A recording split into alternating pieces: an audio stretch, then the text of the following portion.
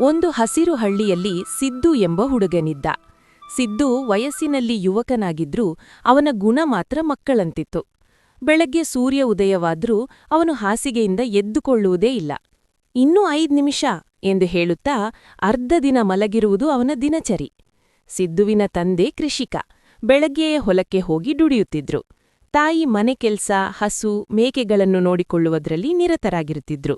ಆದೇ ಸಿದ್ದು ಮಾತ್ರ ನಾಳೆ ಮಾಡೋಣ, ಇಂದು ಮನಸ್ಸಿಲ್ಲ ಅನ್ನೋ ಮಾತನ್ನೇ ಹೆಚ್ಚು ಬಳಸ್ತಿದ್ದ. ಗ್ರಾಮದ ಎಲ್ಲ ಹುಡುಗರು ಬೆಳಗ್ಗೆ ಬೇಗ ಎದ್ದು ಕೆಲ್ಸಕ್ಕೆ ಹೋಗ್ತಿದ್ರು. ಕೆಲವರು ಓದಿಗೆ, ಕೆಲವರು ಅಂಗಡಿಗೆ, ಕೆಲವರು ತಂದೆಯ ಜೊತೆ ಹೊಲಕ್ಕೆ. ಆದ್ರೆ ಸಿದ್ದು ಮಾತ್ರ ಮರದ ಕೆಳಗೆ ಮಲಗಿ ಕನಸು ಕಾಣ್ತಿದ್ದ. ನನಗೇನ್ ಕೆಲ್ಸ ಬೇಕು, ಒಮ್ಮೆ ಅದೃಷ್ಟ ಬಂದ್ರೆ ಸಾಕು ಎಂದು ಅವನು ಯೋಚಿಸ್ತಿದ್ದ. ಒಂದು ದಿನ ಸಿದ್ದುವಿನ ತಂದೆಗೆ ತೀವ್ರ ಅನಾರೋಗ್ಯ ಬಂತು. ಹೊಲದ ಕೆಲಸ ನಿಂತು ಹೋಯ್ತು. ಮನೆಯ ಆದಾಯ ಕಡಿಮೆಯಾಯಿತು. ತಾಯಿಯ ಕಣ್ಣುಗಳಲ್ಲಿ ಚಿಂತೆ ಹೆಚ್ಚಾಯಿತು. ತಾಯಿ ಸಿದ್ದುವಿಗೆ ಹೇಳಿದ್ರು, ಮಗ, ಈಗ ನೀನೇ ಮನೆಯ ಜವಾಬ್ದಾರಿ, ಸ್ವಲ್ಪ ಕೆಲಸಕ್ಕೆ ಹೋಗು. ಸಿದ್ದು ಅಸಮಾಧಾನದಿಂದ ಉತ್ತರಿಸಿದ, ಅಮ್ಮ, ನಾನಿವತ್ತಿಲ್ಲ, ನಾಳೆ ನೋಡೋಣ. ಆ ನಾಳೆ ಎಂದಿಗೂ ಬರಲಿಲ್ಲ. ಕೆಲವೇ ದಿನಗಳಲ್ಲಿ ಮನೆಯಲ್ಲಿದ್ದ ಉಳಿತಾಯ ಮುಗಿಯಿತು. ಊಟಕ್ಕೂ ಕಷ್ಟ ಬಂತು. ಆಗ ಸಿದ್ದುವಿಗೆ ಮೊದಲ ಬಾರಿಗೆ ಜೀವನದ ಗಂಭೀರತೆ ಅರ್ಥವಾಯಿತು.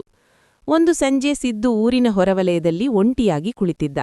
ಆಗ ಅಲ್ಲಿಗೆ ಹಳೆಯ ವಯಸ್ಸಿನ ಒಬ್ಬ ಜ್ಞಾನಿ ಬಂದ್ರು. ಅವರು ಸಿದ್ದುವಿನ ಮುಖ ನೋಡಿ ಹೇಳಿದ್ರು, ಮಗ, ನಿನ್ನ ಮುಖದಲ್ಲಿ ಸೋಮಾರಿತನದ ನೆರಳು ಕಾಣುತ್ತಿದೆ. ಸಿದ್ದು ತನ್ನ ಕಷ್ಟವನ್ನೆಲ್ಲ ಹೇಳಿಕೊಂಡ. ಜ್ಞಾನಿ ನಗುತ್ತಾ ಹೇಳಿದ್ರು, ಸೋಮಾರಿತನ ಬಡತನಕ್ಕೆ ದಾರಿ ಮಾಡಿಕೊಡುತ್ತದೆ, ಶ್ರಮ ಮಾತ್ರ ಯಶಸ್ಸಿನ ಬಾಗಿಲು ತೆರೆಯುತ್ತದೆ. ಅವರು ಸಿದ್ದುವಿಗೆ ಒಂದು ಸಲಹೆ ನೀಡಿದ್ರು. ನಾಳೆ ಸೂರ್ಯೋದಯಕ್ಕೂ ಮೊದಲು ಎದ್ದು ಒಂದು ಕೆಲ್ಸ ಮಾಡು. ದೊಡ್ಡ ಕೆಲ್ಸ ಬೇಡ, ಸಣ್ಣದಾದ್ರೂ ಸರಿ. ಆ ರಾತ್ರಿ ಸಿದ್ದುವಿಗೆ ನಿದ್ದೆ ಬರಲಿಲ್ಲ. ಜ್ಞಾನಿಯ ಮಾತು ಮನಸ್ಸಿನಲ್ಲಿ ಮರುಳು ಮಾಡುತ್ತಿತ್ತು. ಮುಂದಿನ ದಿನ ಮೊದಲ ಬಾರಿ ಸಿದ್ದು ಸೂರ್ಯೋದಯಕ್ಕೂ ಮೊದಲು ಎದ್ದ. ಮೊದಲು ಹಸುವಿಗೆ ಮೇವು ಹಾಕಿದ. ನಂತರ ಹೊಲಕ್ಕೆ ಹೋಗಿ ತಂದೆಯ ಕೆಲಸಕ್ಕೆ ಕೈಜೋಡಿಸಿದ. ಮೊದಲ ದಿನ ದೇಹ ನೋವಾಯಿತು, ಮನಸ್ಸು ಬೇಸರವಾಯಿತು. ಆದ್ರೆ ಅವನು ಕೈಬಿಡಲಿಲ್ಲ. ಪ್ರತಿದಿನ ಸ್ವಲ್ಪ ಸ್ವಲ್ಪ ಕೆಲಸ ಮಾಡುತ್ತಾ ಹೋದ. ಸೋಮಾರಿತನ ನಿಧಾನವಾಗಿ ಕಡಿಮೆಯಾಯಿತು. ಶ್ರಮದ ಮೌಲ್ಯ ಅವನಿಗೆ ಅರ್ಥವಾಯಿತು. ಕೆಲವೇ ತಿಂಗಳಲ್ಲಿ ಹೊಲ ಮತ್ತೆ ಹಸಿರಾಯಿತು. ಬೆಳೆ ಚೆನ್ನಾಗಿ ಬಂದಿತು. ಮನೆಯ ಪರಿಸ್ಥಿತಿ ಸುಧಾರಿಸಿತು. ಊರಿನವರು ಆಶ್ಚರ್ಯದಿಂದ ಹೇಳಿದ್ರು, ಇವನೇನಾ ಸೋಮಾರಿ ಸಿದ್ದು? ಸಿದ್ದು ಈಗ ಸೋಮಾರಿಯಲ್ಲ. ಅವನು ಊರಿನ ಯುವಕರಿಗೆ ಹೇಳುತ್ತಿದ್ದ, ನಾನು ಸೋಮಾರಿತನದಿಂದ ಜೀವನ ಕಳೆದುಕೊಳ್ಳುವ ಹಂತಕ್ಕೆ ಬಂದಿದ್ದೆ. ಶ್ರಮವೇ ನನ್ನನ್ನುಳಿಸಿತು. ತಂದೆ ತಾಯಿ ಹೆಮ್ಮೆಯಿಂದ ಸಿದ್ದುವನ್ನು ನೋಡಿದ್ರು.